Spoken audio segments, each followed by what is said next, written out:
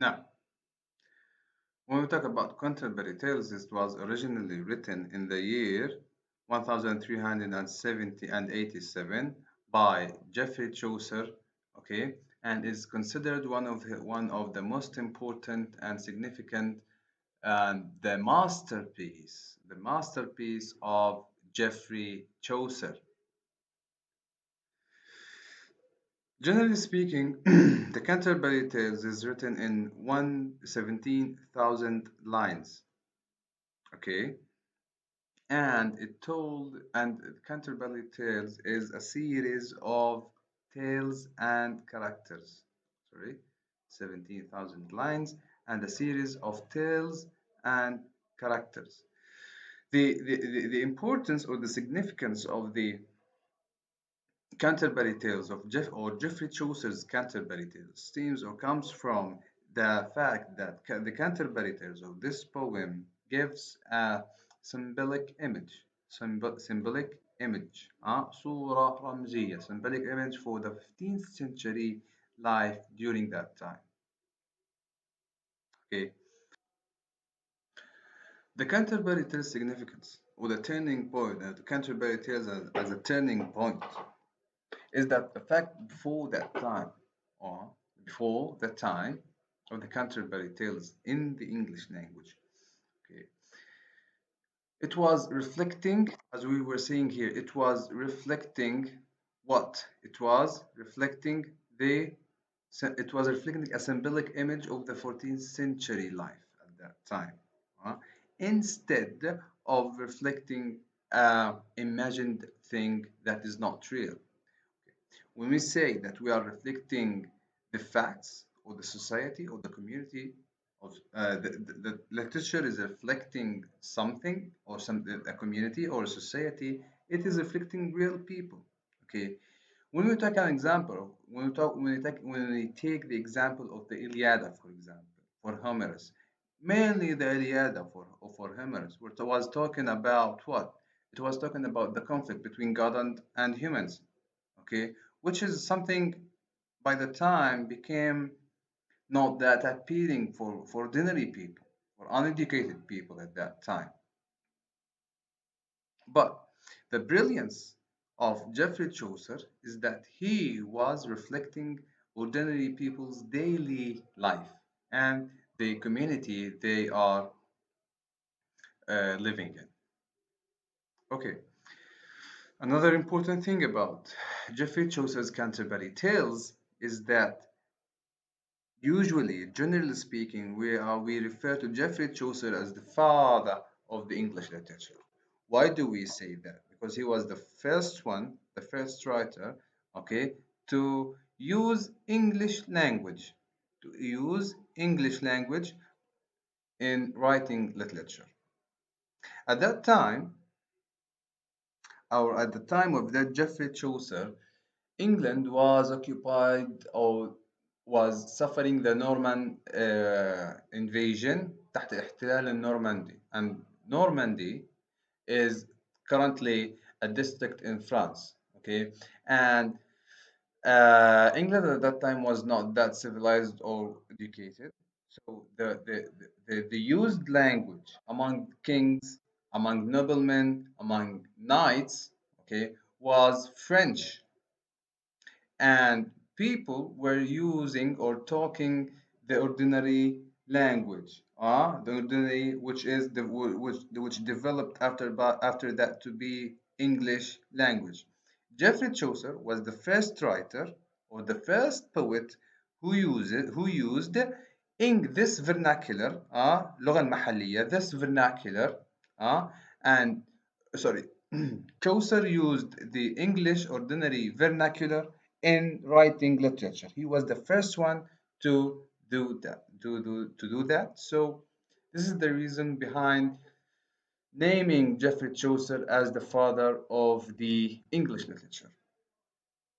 The very basic and starting point for Geoffrey Chaucer when he decided to write the Canterbury Tales, he was trying or the Canterbury Tales originally was a collection of stories that was told a collection of stories that were told by a group of pilgrims uh, on their way from England to Canterbury, Knesset Canterbury, the Church of Canterbury. Okay, originally each pilgrim was supposed to tell two stories, one on the way to Canterbury from England to Canterbury, and the other story from on the way back from England from Canterbury to England.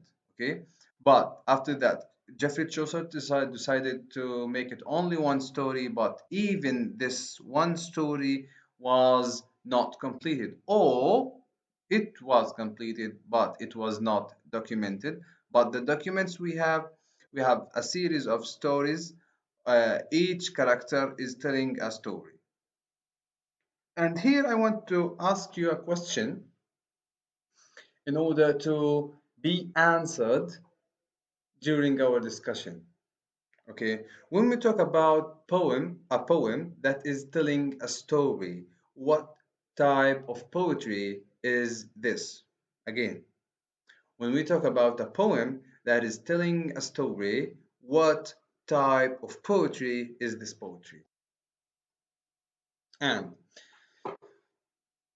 now we want to get into practice, to practice the process or exercise uh, literary appreciation and literary criticism here. Okay, first of all, when we want to say that this literary piece is a poem, okay, we have some poetic elements, عناصر الشعرية, okay, or what are the things that tells us that this text is a poem, not a novel, for example, not a play, for example, okay. Let's start from the characteristics that we were talking about. First of all, we're talking about what? The layout, for example. Okay. And in the document I sent to you, I attached for you, you can find long verses, very long verses that are parts of the Canterbury Tales. From the very beginning, from the very starting point, when looking into the layout of the text, you can say this is a poem based on the layout, or الشكل. طيب, but how can we say based that this text is a poem based on the layout? First of all, it doesn't take the shape of a paragraph. It doesn't take the shape of a paragraph. يعني ما بياخد شكل الفقرة. Okay. Instead, it takes the shape of unconnected, separated, and fragmented lines. Unlike prose, the layout of a poem doesn't take the shape and or the form of the paragraph.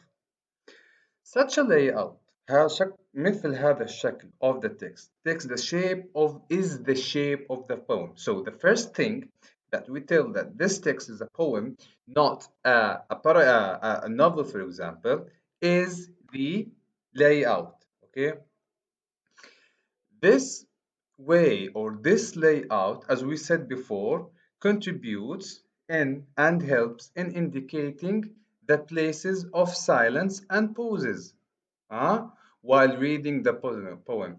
Such pauses and such silences that are indicated by the writer in order for the for indicated by the writer for the readers contribute to an important characteristic of a poem, which is the musicality of the text,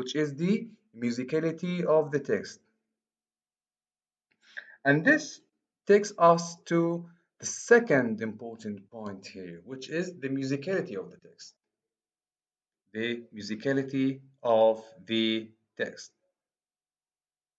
And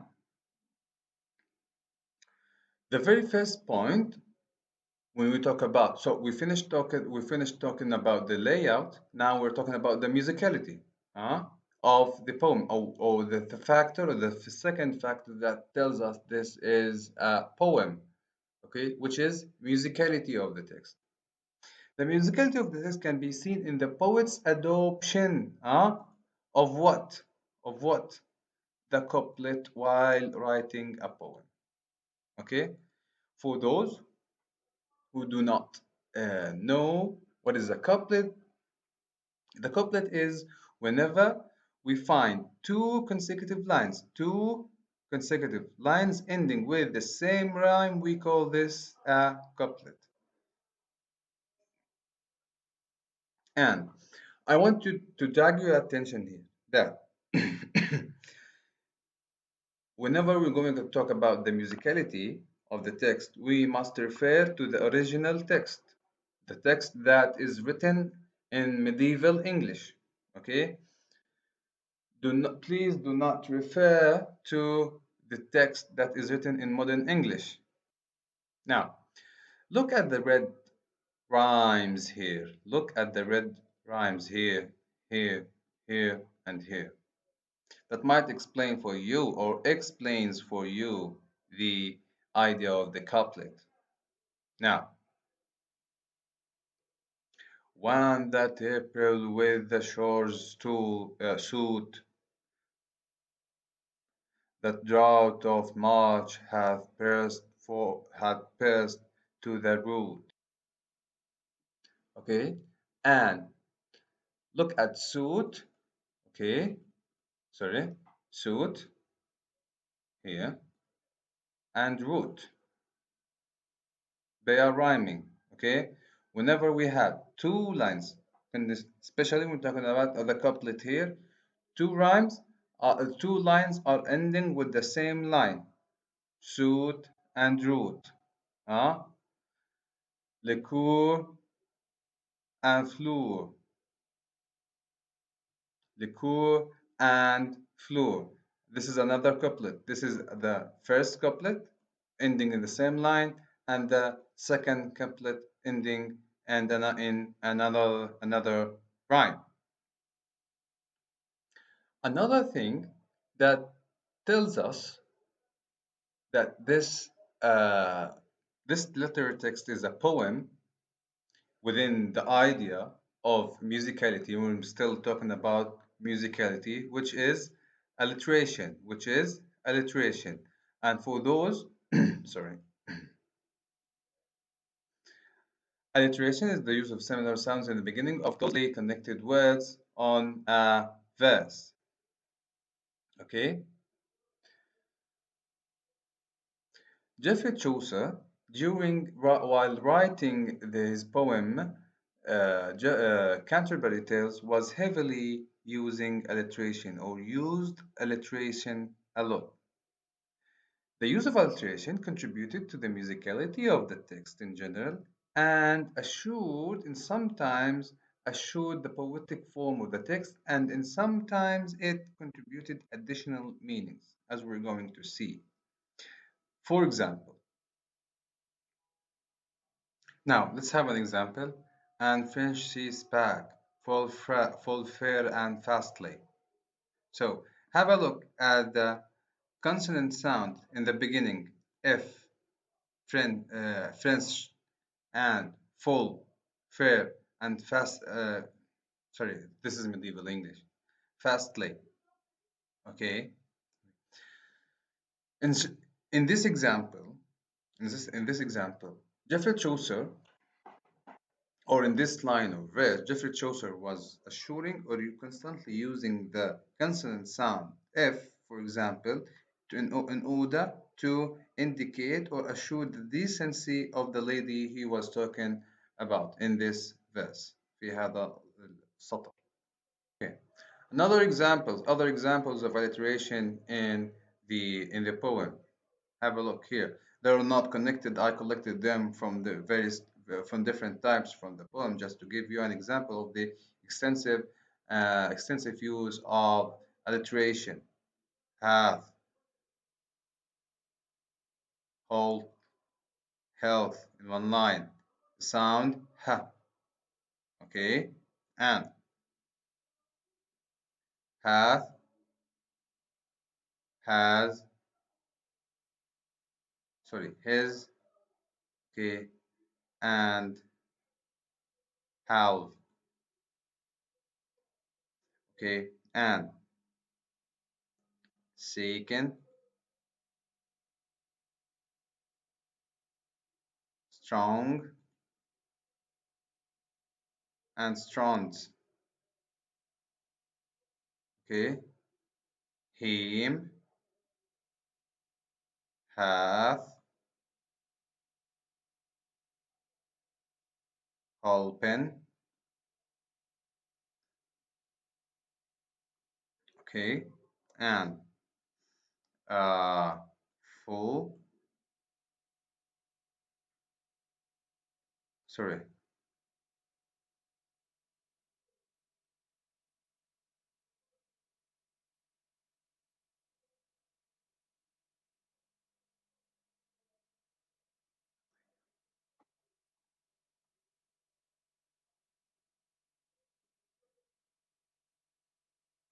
okay.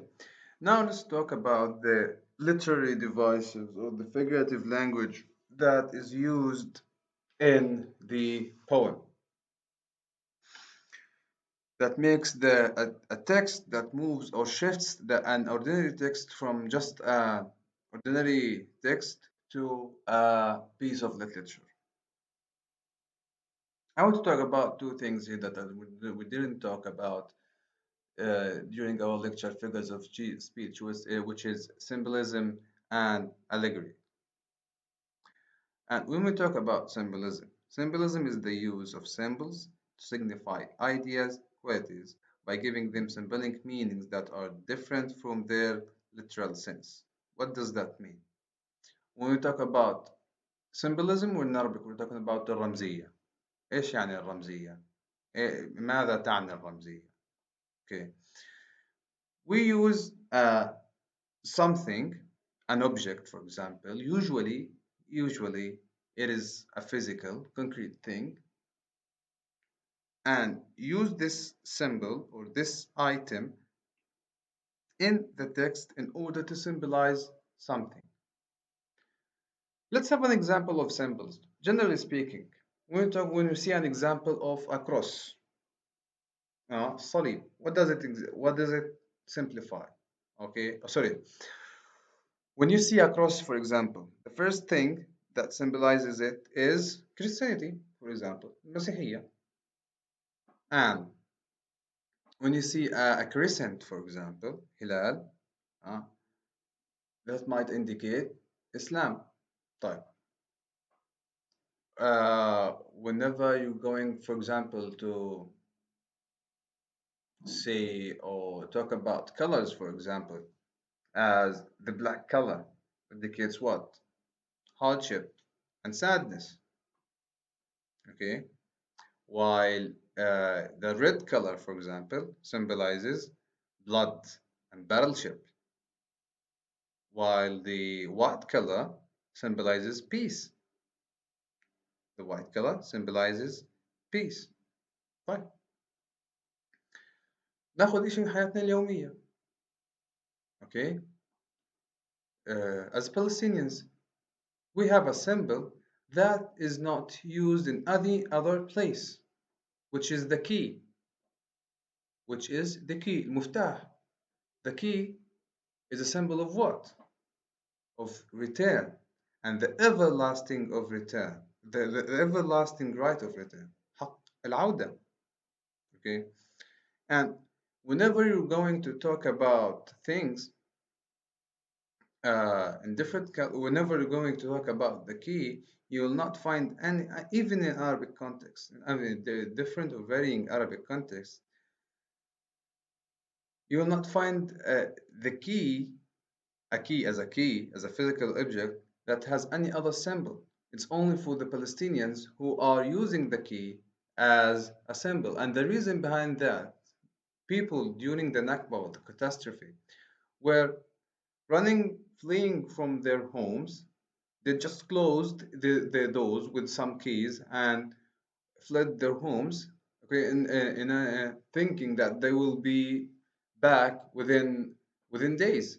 But the fact that they kept but in reality, Palestinians took their keys and still they are still experiencing the Palestinian diaspora or the Palestinian shatat, and they are moving, and the key and the key is moving from one generation to the other to another generation. And currently we are in the third generation of shatat or diaspora, okay, and we're starting the fourth generation, and the fourth generation is coming, okay. This is an example of the symbols, for example, okay. Usually, symbols are directly or greatly associated and connected the with the context of culture and civilization that the a literary text or a symbol is is used in. For example, we were talking about dragons. For example, we were talking for Arabs. For example, we were talking about when we talk about dragons, we're talking about something bad, battles, hatred, fire. Usually, the symbol of the dragon is negative, but when we talk about the Chinese, Korean, and Japanese, this the Southeast the Asian within in the Asian context, a dragon is a symbol of what? Greatness, power, love. So when we talk about symbolism, we're talking about an object, a concept, a word, uh, that the meaning.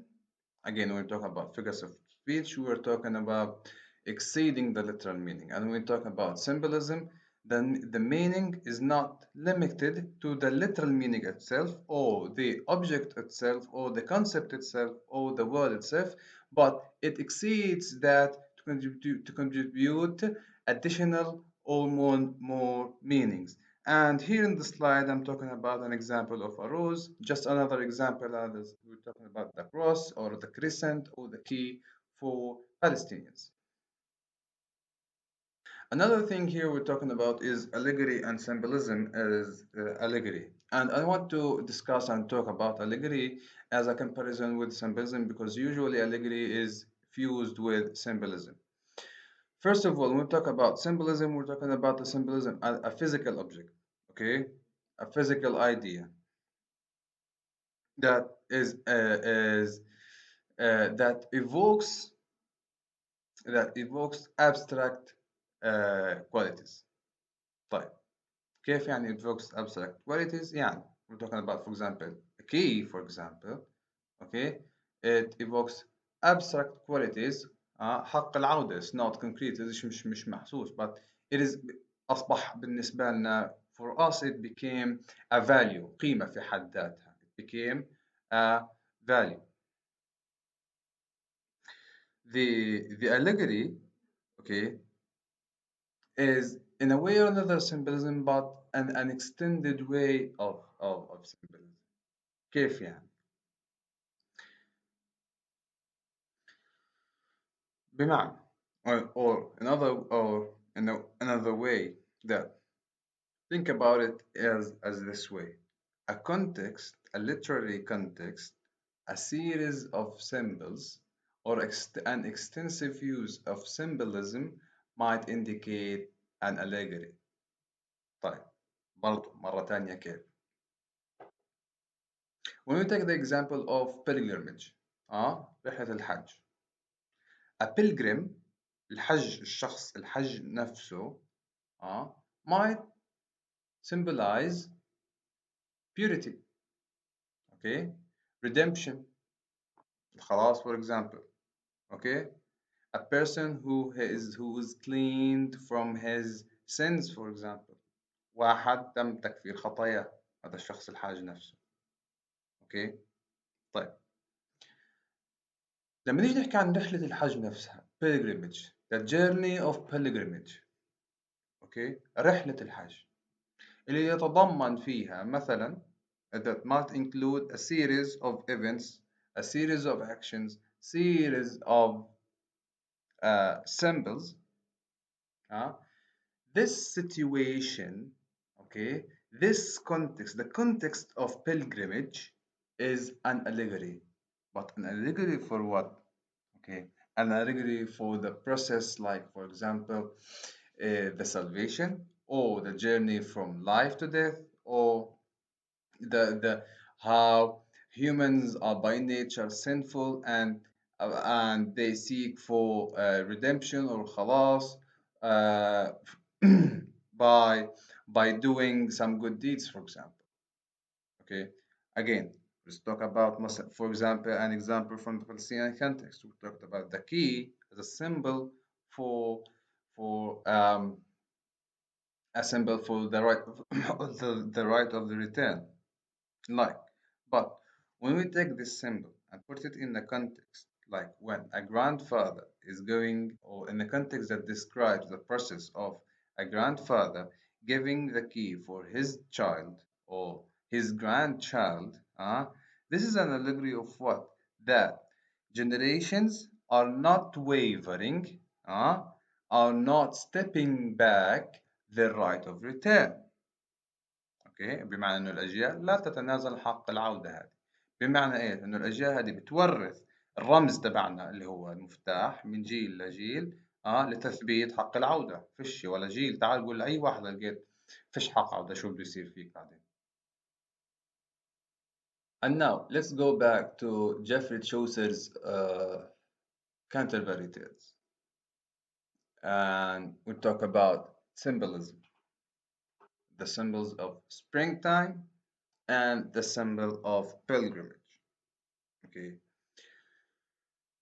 and Geoffrey Chaucer is intentionally using the pilgrims, the season of pilgrimage, during the starting period of spring. الآن لما نيجي نحكي عن spring time وقت الربيع، what does it indicate for you? First of all, spring comes after autumn. Sorry, spring comes after winter, and during spring a new birth, new life starts to come up. Flowers, for example, animals start to breed. So as if that was something that was dead and coming back to life. Okay, and the pilgrimage, the fusion between the springtime and the pilgrimage, okay, is that the sense of people, of humans, okay, as is like taking them to death, which is a symbol, and death here, here, death is taking them, such sins are taking them to hell, not heaven. Okay, and the new life that is represented in spring can be accessible through a way of losing and wavering out such sins. And this way is in the way of pilgrimage. This way is the way of pilgrimage.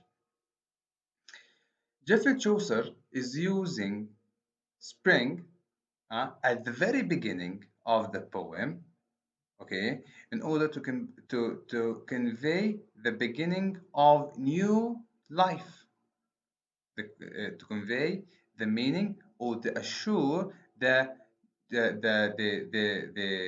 new life that people are starting with their journey during their pilgrimage.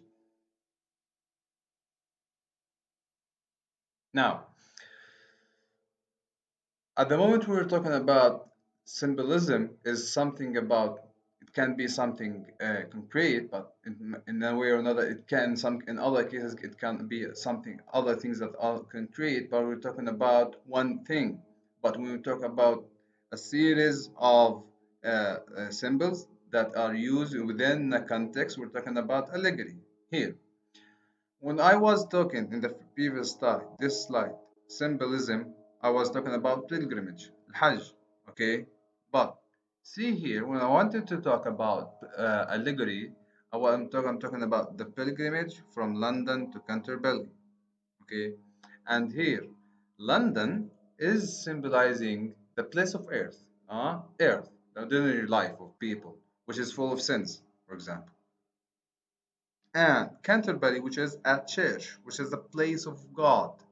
So moving, pilgrimage, like moving from the place of earth of humans to the place of God. This might be, or this can be, from my personal, best my viewpoint. It is away from earth to heaven. Okay, away from earth to heaven. Now, imagine, like instead of saying a pilgrimage from London to Canterbury, the way from like London to an inn, for example. An inn, and the inn is during the medieval ages, and uh, people used to travel using carts and horses, for example, and animals, and they were you following long roads, and inns were found in on the way of such roads, and usually it was not a blissful place. An inn, wine was served there. Uh, the reputation of an inn was not that good at that time. Like, imagine imagine that we are talking about, instead of pilgrimage, the way from London to Canterbury. Okay, where London contributes a place of earth. Sorry, instead of saying the way from London to Canterbury, saying the way from London to an inn, for example. Here, and London will symbolize the earth, okay, and in would symbolize what here?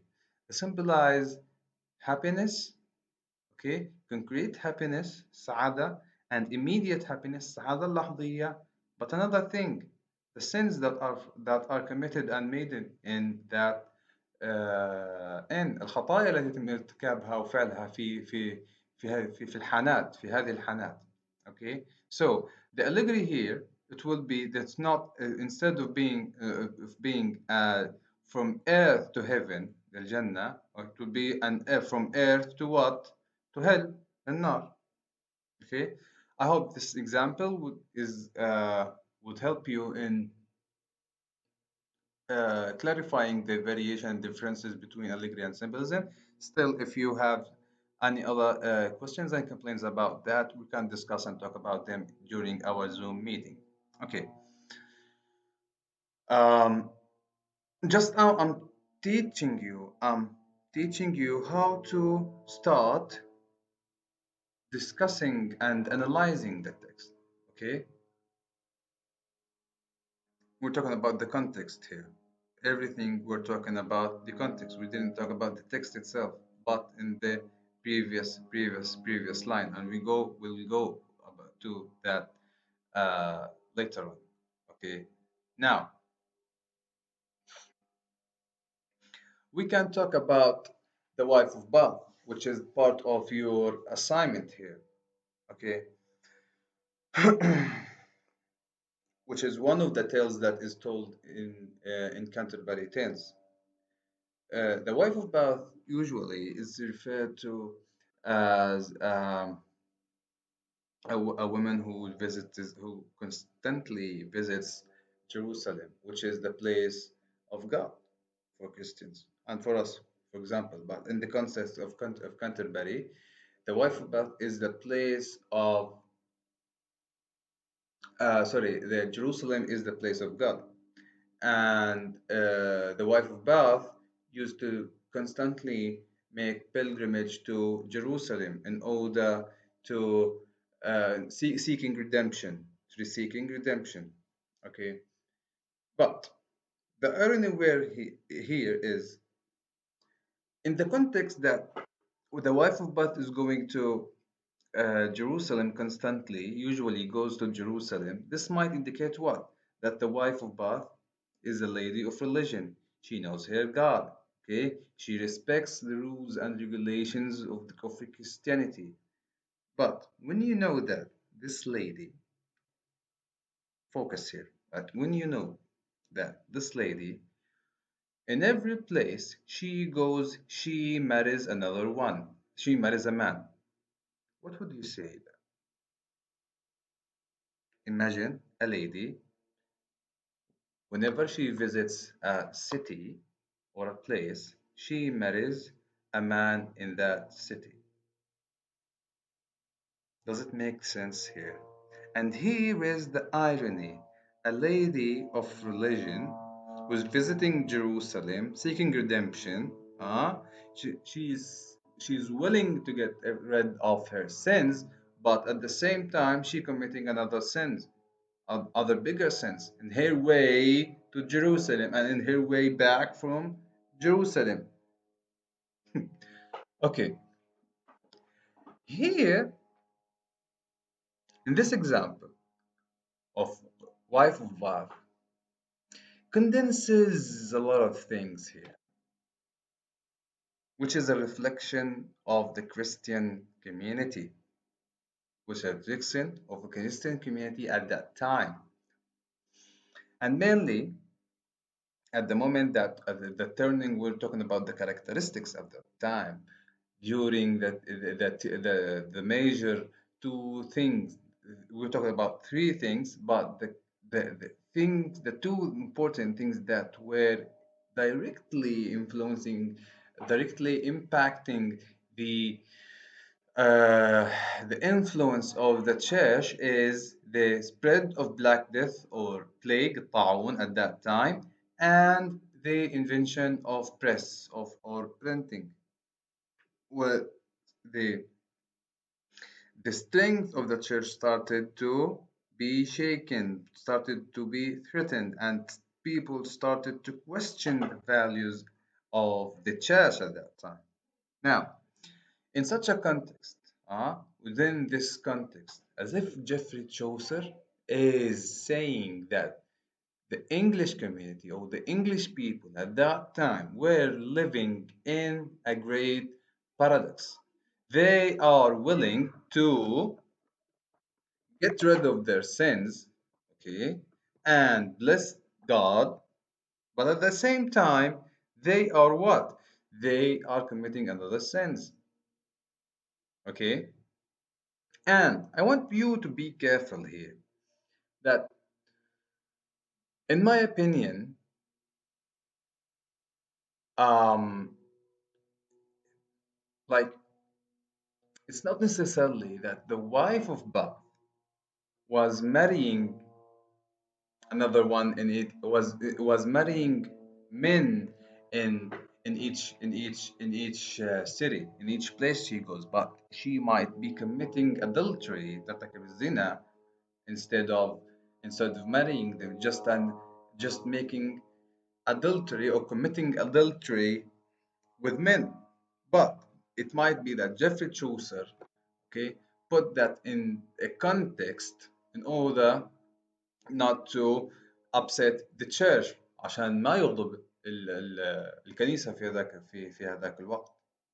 Okay, but in either context, in either ways, the wife of Bath, okay, condenses the very basic, one of the most important and basic ideas at that time, all reflections of the English society, the contradiction between the the force of the church, قوة الكنيسة, and at that time the time where the church started to lose its power and people started to question the Christian values of their time. Now, let's have a look here, okay, to the very two opening lines here of Canterbury Tales in the general prologue. when that April with his showers sweet, the drought of March has pierced through deep. Now, I want you to think about the image here that is raised, okay, that is evoked in those two lines. And if we have any contradictions, any paradoxes, any antitheses in those two lines. Now, in the first line, we have April, okay, and we have showers, and we have sweet. Now, the idea of April evokes, uh, evokes the sights of April, which where you can see flowers, okay, the smells of April, you can see the smells of, you can, sorry, the smells uh, of April, of spring, okay, and most importantly here we have showers and sweet. Sweet. April is sweet, okay. Now, this is an example of the imagery that you can talk about and discuss, okay, and why is that? Okay, and why is that? Why is April sweet? Instead of saying, like, for example, we have American poet saying that April is the cruelest month of the year. Alright? And here, Geoffrey Chaucer is referring to April as sweet. Why is the difference? Why Geoffrey Chaucer here is referring to April as sweet? We can say that April is symbolizing or indicating the start of the very early start of spring. And spring, as we talked about, is the new, represents the new life. Represents the new life. And pilgrimage, okay, is representing the new life as pilgrims are going to get rid of their sins and they're going, and it represents their way from earth to, sorry, from earth to heaven. Right. Now, let's look at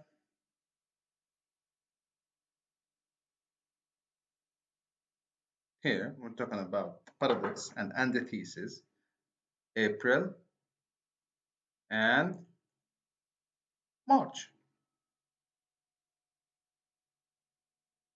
March is the final month in summer, okay? And usually, summer is referred to as a rough season, where usually uh, nature, طبيعة, wears its brown cover, غطاءها البني, or the dead form of life, الحياة, النمط الميت من الحياة. You cannot, it's not easy to find flowers in March, for example. During winter, it's only the showers, okay, or heavy rain, thunder, light, and darkness. This is one thing. So March is indicating summer, sorry, winter, and April is indicating what? Spring. So the paradox or juxtaposition here is between March, first at the first level is between March and April again. Then between the seasons, summer and spring, which both of them is indicating two different things. Right. Why is Geoffrey Chaucer making this antithesis, paradox, and juxtaposition between April and March, spring and winter? Uh, the reason behind that is to fortify and assure uh, that the way the way from from London to Canterbury, which we talked about, that London is representing Earth and Canterbury is representing heaven. So the the the way uh, the way from Canterbury, so from London to Canterbury, that starts from April. That starts at April, starts new life. So before this new life, there was death that is represented in the sins.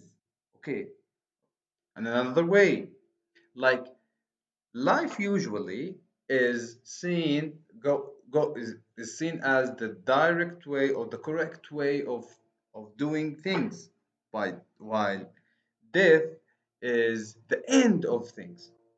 طيب تعال نشوفها إنه April is taken as the correct course of life. Okay, birth, happiness. Okay, birth, new life, and happiness.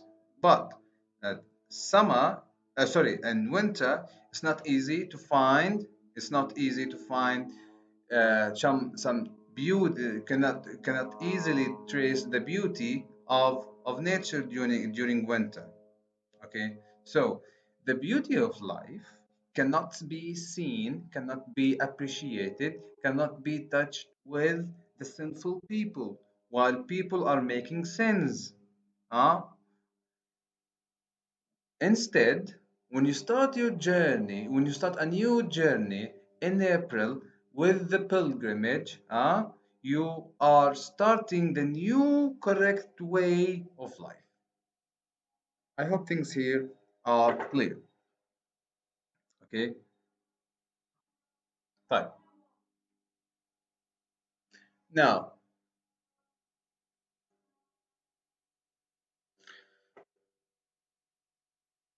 let's look at those two lines and bathe each vein and bathe each vein with liquor of such power that engendered from it is the flower. When Zephyrus too with his gentle strife to every field and wood has brought new life in the tender shoots and the youthful sun. Now, I want to drag your attention. You can see still, you can see here um, some images. Uh, you can raise them during the discussion, but here I want you to pay attention to something here, which is Zephyrus, which is the sweet breath, okay, and youthful sun, okay, and but each vein الفين هو الوريد أو الشريان. Okay.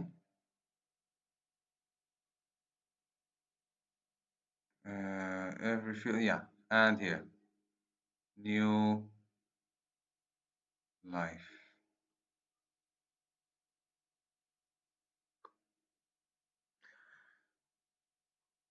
Those four lines are the following lines of those two. Those are to the first two lines in the general prologue of the Canterbury Tales, followed by those two lines. Here there is what we call personification. Okay, what is youthful؟ وشو اللي دائما يتصم بالشباب؟ الإنسان or humans, okay, usually are associated with youthfulness. Okay, but here he's associating and personifying or giving some giving some human attributes to the sun. طيب. Okay, this is one thing. طيب. When we look at new life,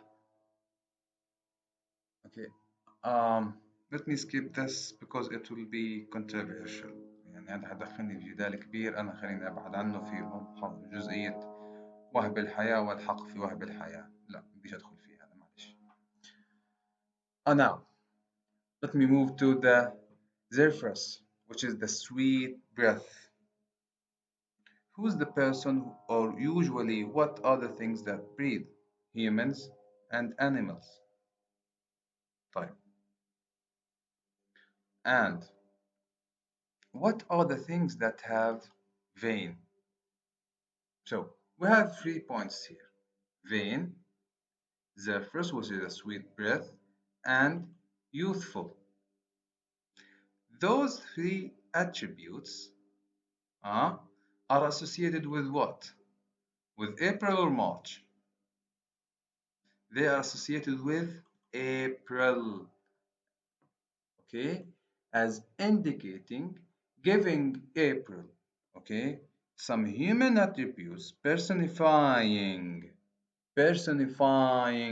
the use of personification here, okay, in order to indicate or assure that April is giving new birth and life, giving new life and new birth, okay, and life is represented in vein, okay, شرايين, sweet breath, okay, and the youthful sun.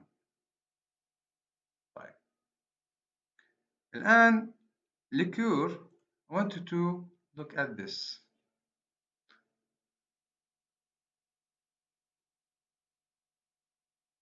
Here. And think about,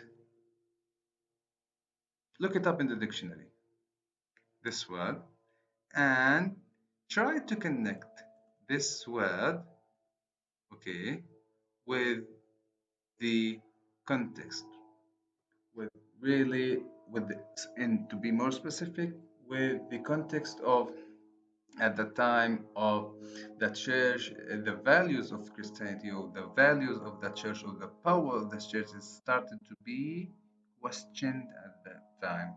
And we'll discuss that during the Zoom meeting. Okay?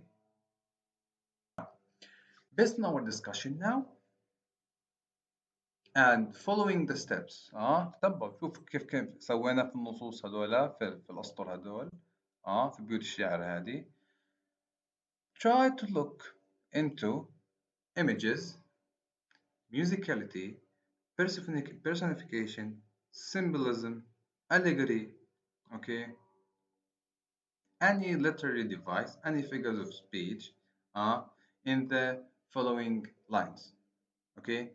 Those will be left as an assignment for you, okay, in order to just start to practice the literary appreciation and analysis, and I'll be giving you constantly feedback on that. Because in the exam, in the final exam, I want you to drag your attention to one point here is that you will be writing some paragraphs and some notes on poems that you have already studied, but you will have one short text that is unseen text, okay? And I'm going to train you during this semester how to appreciate and understand or how to write criticism on such verses. Thank you. Our lecture today is a little bit lengthy, but it is important. Thank you. See you on the Zoom meeting.